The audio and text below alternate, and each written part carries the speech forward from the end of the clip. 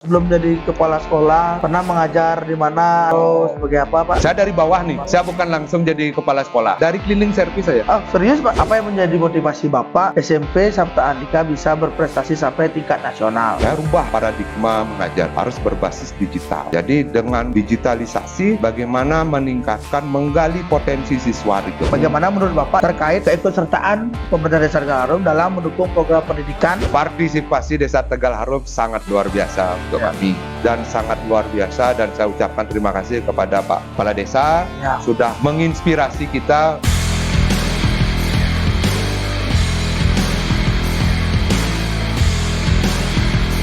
Halo Sobat Genta, kembali lagi bersama saya Regenta. Bagaimana kabar-kabar semua teman-teman yang ada di rumah, di tempat kerja? Semoga sehat selalu. Kali ini kita akan membahas kembali tentang dunia pendidikan, salah satunya yang ada di Desa Tegal Harum. Sebelum kita mulai, saya mohon untuk di like, komen, di subscribe dan di share kepada keluarga semua agar mendukung dan menambah semangat kita dalam melakukan podcast ya. Sekali lagi, kalau ada teman-teman yang ingin memberikan kritik dan saran, bisa di kolom komentar atau follow Instagram Desa Tegal Harum, dan di TikTok juga ada Desa Tegal Harum. Baik, biar tidak berlama-lama, kasihan ini bintang tamunya kan.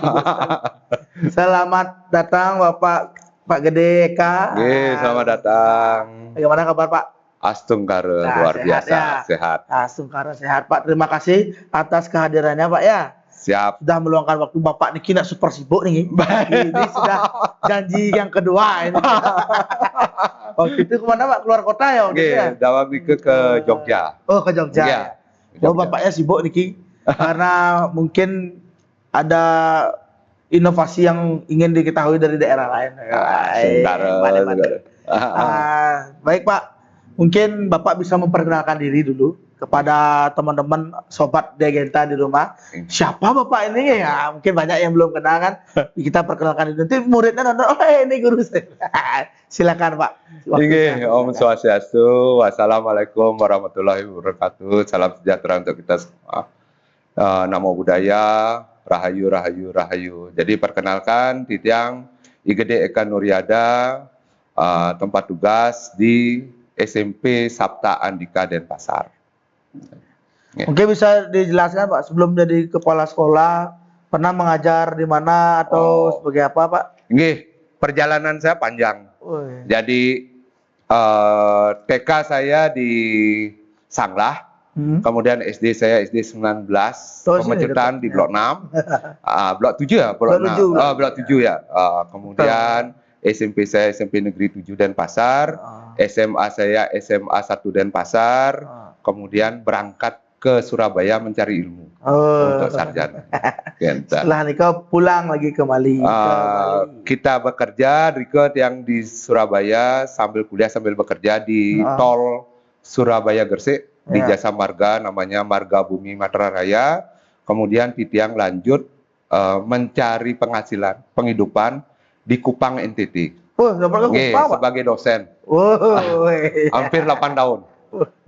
Jabatan tertinggi adalah pembantu rektor 1. Karena adat yang balik ke Bali tahun 2008 mulailah merintis di SMP Sabta Andika. Saya dari bawah nih. Saya bukan langsung jadi kepala sekolah.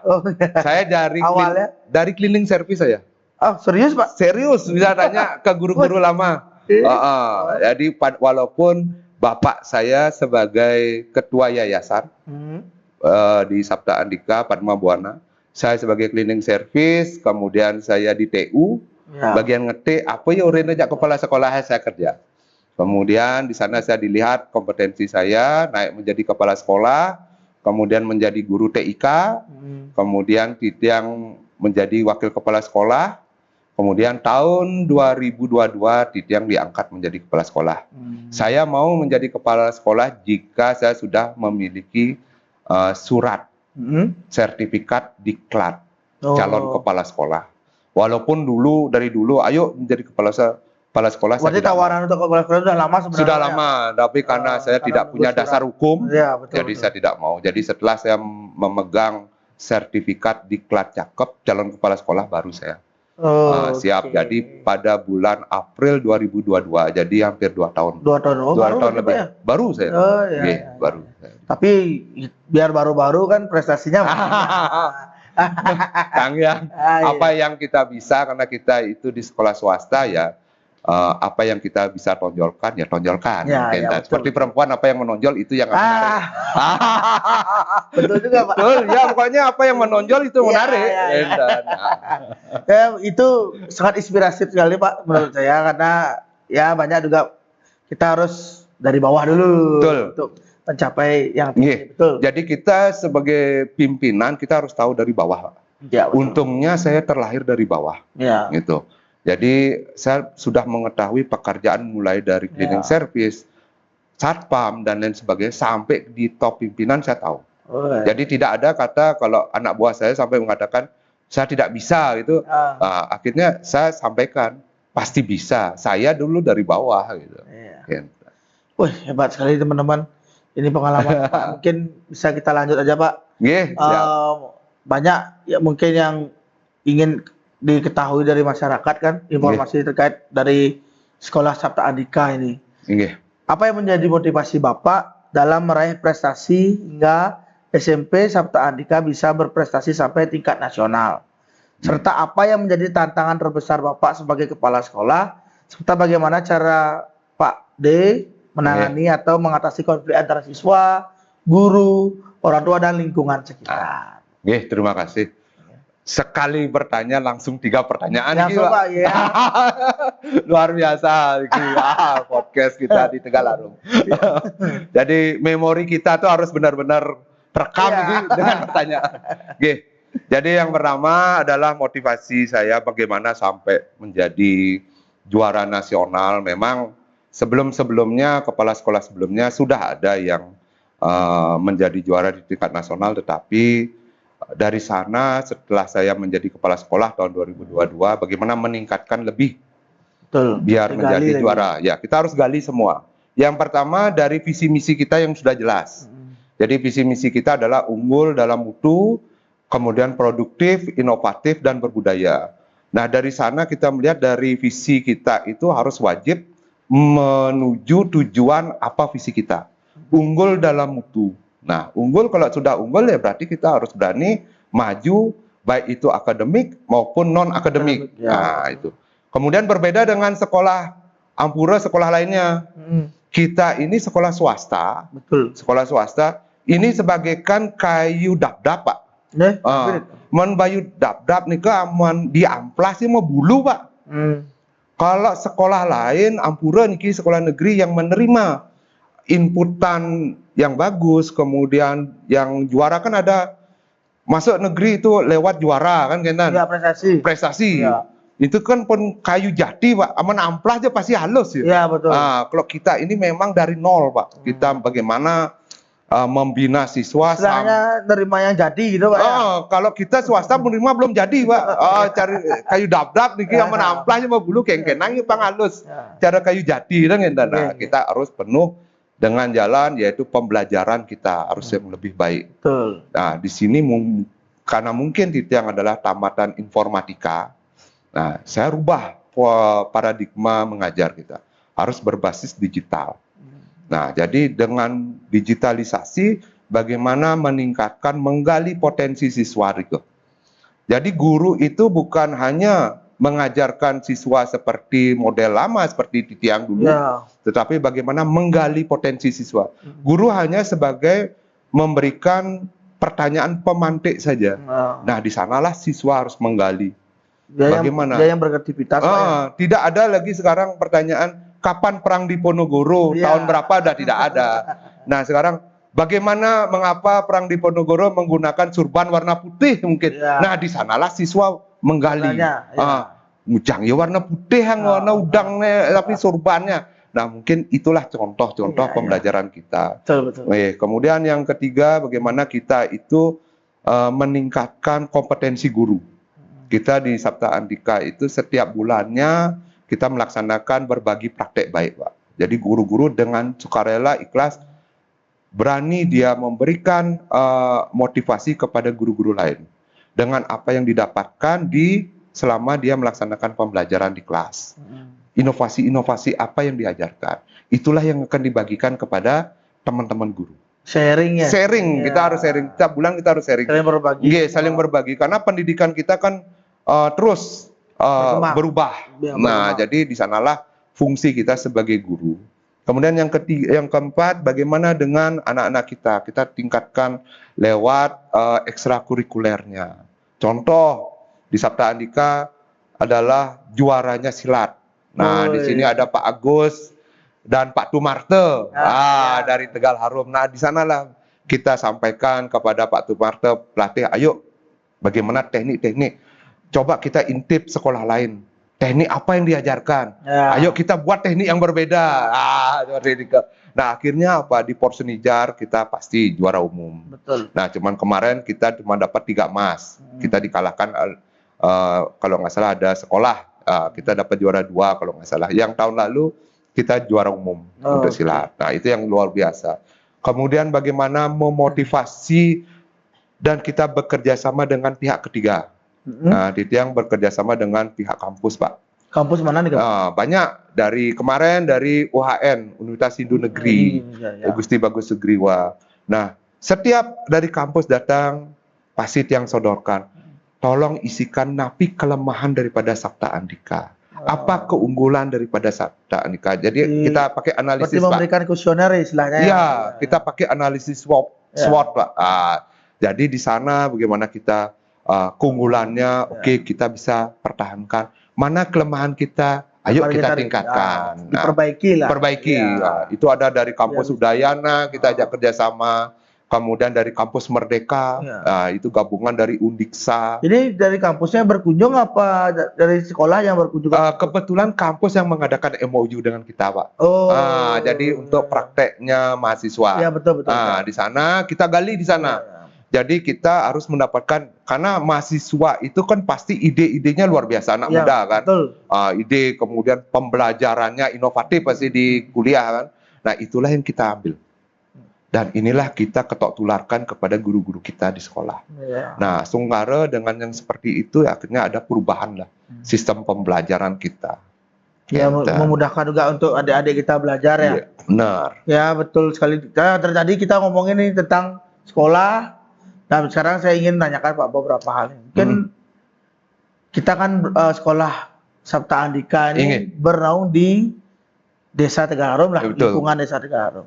Sekarang bagaimana, apakah apa yang menjadi motivasi Bapak nih? Bagaimana menurut Bapak juga terkait keikutsertaan Desa Tegal Harum, pemerintah Desa Tegal Harum dalam mendukung program pendidikan khususnya yang ada di SMP Sabta. Ya, Pak. Selain juga ada kampus-kampus tadi kan, karena kita kembali yang terdekat dulu pemerintah Desa Tegal Harum deh. Bagaimana mungkin partisipasinya? Ya, partisipasi Desa Tegal Harum sangat luar biasa untuk kami, khususnya Sabta Andika. Yang pertama dari infrastruktur dulu, terutama di lapangan, lapangan umum. Baru selesai renovasi. Jadi mengakibatkan apa akibatnya gitu? Sekarang anak-anak kita lebih nyaman. Betul. Untuk melaksanakan olahraga. Aman dan nyaman. Nyaman, aman, nyaman semua. Jadi sudah persis semua. Standar internasional. Itu. Jadi kita Jumat kita menggunakan lapangan untuk Jumat sehat. Untuk olahraga. Kemudian sehari-hari kita melaksanakan pembelajaran untuk olahraga PJOK di sana. Dan sangat luar biasa dan saya ucapkan terima kasih kepada Pak Kepala Desa sudah menginspirasi kita, sudah infrastruktur di lapangan itu sangat luar biasa. Jadinya membantu proses belajar juga. Betul, itu proses belajar. Sama juga kan ada ya mungkin dari sebagian banyak murid nggak semua pinter di teori. Mungkin di olahraga. Iya, benar. Karena pinter olahraga, bisa berprestasi di olahraga. Benar. Jadi di sana untuk kita latihan anak-anak baris berbaris, jadi lebih enak lah sekarang. Tempatnya sudah lebih tidak berbahaya seperti sebelumnya ya. Ada belahan botol. Banyak sekali. Saya warga sini kaki saya robek pernah kena. Ya mungkin Nah, sekarang itulah. sudah tidak ada lagi. Ya, sudah Untuk sudah keamanan ditata lah. keamanan. Iya. Karena saya lihat di sana setiap pagi ada ibu-ibu yang bersih-bersih, nyapu. Oh ya, Nggih, petugas, ya. kemudian DKP kita pasti Ya. sampah di sana. Jadi beda dengan yang dulu. Kalau dulu itu sampah pasti numpuk, sekarang nggak ada sampah dan Ya. bersih disapu. Nah, kemudian yang kedua, saya sangat apresiasi kepada Pak Kepala Desa. Beliau ikut sebagai monitoring dan evaluasi di sekolah kami. Beliau ikut hadir menilai guru-guru kami. Ya. Ya, mengapa di dalam proses pembelajaran? Karena hampir 60% siswa kita itu adalah berasal dari Desa Tegalharum. Beliau hadir menilai guru kami. Ya. Beliau hadir melihat bagaimana proses pembelajaran di sekolah kami. Itu yang saya sangat apresiasi karena beliau melihat karena sekolah ini adalah sebagai pembelajaran di sekolah, kepala desa wajib tahu Betul. apa yang ada di sekolah. Ya. Karena sebagian 60% yang saya sampaikan itu ada di sekolah. Masyarakat di sini bersekolah di Sabta Andika. Nah, ternyata apresiasi beliau sangat luar biasa. Wah, ternyata ini sudah pembelajaran digitalisasi. Dan beliau hadir pada waktu itu kalau nggak salah hari Jumat. Di sana juga ada namanya Jumat Sehat. Anak-anak membawa namanya buah sehat. Buah. Buah. Dari rumah anak-anak membawa buah sehat ke sekolah, kita makan bersama di sana. Nah, di sanalah apresiasi beliau sebagai kepala desa. Wah, ternyata minimal 4 sehat 5 sempurna sudah tercukupi. Ya. Tidak ada namanya stunting lagi. Itu. Jadi beliau kan sering mengabarkan stunting di desa ini untuk ibu hamil dan lain sebagainya. Jadi saya yakin anak-anak Sabta Andika tidak kekurangan gizi lah. Apalagi beliau melihat secara langsung real nih. Ada yang bawa buah, ada yang bawa makanan sehat. Kita makan bersama di sana. Sharing ya. Sharing. Kemudian yang ketiga adalah iklim keamanan yang sangat luar biasa. Saya sering berkunjung sore ke sekolah atau malam, itu Linmas dari Tegalharum itu patroli malam sampai pagi. Makanya saya, wah ini luar biasa nih. Ini luar biasa. Itu demi keamanan semua dulu. Nah, ini karena kan dulu cepat kejadian kehilangan dulu, Pak. Nah, itulah. Sekolah-sekolah mungkin sekarang banyak peralatan. Makanya saya sangat berterima kasih kepada Desa Tegalharum, kolaborasi yang sangat luar biasa. Ya, jadi bukan hanya di masyarakat, untuk tingkat pendidikan juga beliau sebagai kepala desa sangat luar biasa. Ya, kebetulan juga beliau kan sudah hampir 5 tahun Pak ya. Hampir 5 tahun sudah banyak hal-hal yang dilakukan oleh Bapak Perbekal kita. Baik dari itu infrastruktur, pendidikan, contohnya juga dengan adanya perpustakaan, beliau perpustakaan, mungkin Bapak sudah tahu, mungkin sudah banyak juga prestasi yang ditoreh lah sampai tingkat nasional. Mungkin ada nggak kritik dan saran atau perlu hal-hal yang perlu dibenahi, yang perlu dikembangkan, mungkin dari Bapak mungkin ada masukan, kayak kita perlu juga karena terkadang kan orang lain yang menilai, Pak. Kita yang berbuat bingung, ini udah benar apa belum gitu. Mungkin Bapak bisa adakah ya sedikit, mungkin saya perlu gini, mungkin harus diginiin. Silakan, Pak. Oke, terima kasih. Jadi kalau namanya kritik untuk Tegalharum, saya rasa tidak ada. Karena malah saya yang terus mengintip mengintip sosial medianya Tegalharum. Saya malu terus terang kalau saya sekolah yang ada di bawah Desa Tegalharum tidak ikut berprestasi. Saya lihat apresiasi yang sangat luar biasa. Beliau sampai menjadi desa terbaik dan lain sebagainya. Digitalisasi sudah berjalan di sini. Kok saya merasa terus terang kok saya tidak bisa ikut memajukan desa. Nah, oleh karena itu saya intip nih sosial media, Instagram, Facebooknya, profil beliau, profil Ampura Ibu Dewan, istri beliau yang sebagai Dewan, mungkin dia ngintip. Nah, dari sini kita, ayo kita maju bersama. Nah, cuman tadi seperti yang Tiang sampaikan, ayo kita bangkitkan lagi namanya Festival Desa. Festival Desa. Jadi, ayo apa yang ada di desa ini, mari kita tunjukkan. Betul. Misalnya setiap tahun misalnya di saat liburan sekolah. Mm. Nah, itu kan pasti anak-anak kemana dibandingkan dia ke Bedugul, bandingkan dia keluar negeri jalan-jalan. Ayo kita buat di festival desa, jadi anak-anak bisa berkumpul di sana. Melihat, misalnya, ayo kita bangun kolaborasi dari sekolah sampai ke desa. Jadi apa kegiatan sekolah, misalnya hiburan anak-anak yang berprestasi, kita munculkan di desa, di festival desa. Atau gini juga Pak ya, ada bisa mungkin murid-murid dia bisa menciptakan teknologi apa? Nah, teknologi apa? Kita pamerkan. Ya. Oh, ini loh, jadi anak-anak dari Tegal Harum nih. Ya. Oh, ternyata punya potensi. Ya, kita nggak tahu potensi anak-anak sekarang kan gitu. Ternyata, oh seperti ini potensi daerah Tegal Harum. Nah, kita bangun ekonomi kerakyatan misalnya, ditambah misalnya dagang-dagang. Dagang-dagang ini kolaborasi jadi ekonomi rakyat. Tumbuh, kreativitas tumbuh, pendidikan ada. Nah, kita laksanakan misalnya di musim liburan. 1 bulan itu liburan. Jadi anak-anak biar ada kreativitasnya di sana. Jadi tidak ada namanya anak-anak liburan keluar. Betul. Kemudian tidak ada kegiatan hal-hal yang tidak diinginkan untuk mengurangi trek-trekan. Kan sekarang anak muda itu. Hal-hal negatif. Hal-hal negatif tidak ada, minum-minuman, merokok, tidak ada. Kalau dengan adanya kolaborasi desa yang begitu, saya yakin. Mungkin maksudnya Bapak ini festival yang hiburan berbasis berpendidikan. Hiburan pendidikan tapi menghibur. Itu jadi ditambah dengan ekonomi kerakyatan. Ada dagang, jadi kita sambil dengerin hiburan, sambil belanja. Jadi masyarakat di desa Tegal Harum UMKM berjalan. Nah, itu harapan saya, semoga ini selain itu ditambah dengan kalau ini misalnya dari dagang-dagang kita, UMKM kita bisa bagus, kita buatkan e-commerce. Kita bisa jual bukan hanya di desa Tegal Harum aja, nanti kita bisa keluar seluruh Indonesia. Apalagi saya lihat di sini ada kopinya. Nah, kita tinggal packagingnya bagaimana dan lain sebagainya. Nah, ini kita bisa tawarkan, kita pasarkan. Di saat ada tamu, kan saya lihat nih, saya intip nih sosial medianya, ada tamu dari luar daerah ke sini, kunjungan kita sampaikan, ini loh kopi buatan dari desa Tegal Harum. Nah, itu.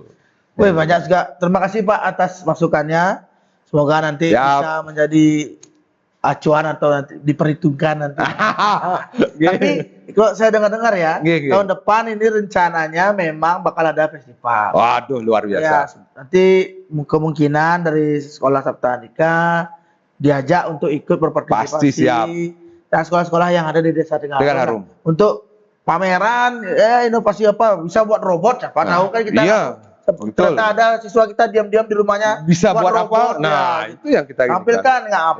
Ya, mudah-mudahan ada dari adik-adik kita yang di sini di desa Tegal Harum mau berani menunjukkan inovasi-inovasinya. Jadi kita bangkitkan kreativitas anak-anak muda sekarang. Betul kita dukung dia. Ya, apalagi. Tidak rugi buat gini nggak ada yang lihat gitu. Itu gitu, ya. Tidak ada media kesananya, nggak ada yang memfasilitasi. Kalau dengan adanya itu kan saya yakin pasti anak-anak lebih kreatif. Bisa dia melukis ada yang tempat biar nggak usah ada tempat lain jadinya dia. Sekali lagi saya ucapkan terima kasih Pak atas kehadirannya. Saya mohon maaf jika ada kekurangan atau salah kata. Sarang. Sebelum saya akhiri, mungkin ini ada sedikit kenang-kenangan lah kita Pak. Tapi memang nggak banyak. Ya mudah-mudahan bisa mengingatkan Bapak bahwa Bapak pernah datang ke sini. Terima kasih. Tunggu sebentar Pak. Ini saya berikan yang pertama ada piagam. Siap. Ya, piagam bisa ditampilkan ke sana bahwa Bapak sudah hadir. Dan ini ada tumbler air. Wih. Tumbler air ini bertujuan biar mengingatkan Bapak untuk selalu minum air dan sehat. Dan mengurangi sampah plastik. Betul. Ini luar biasa. Terima kasih. Terima kasih Pak. Semoga bisa bertemu kembali. Siap, akan diundang. Sebentar kita sampai jumpa lagi ke video berikutnya. Terima kasih. Om Santi.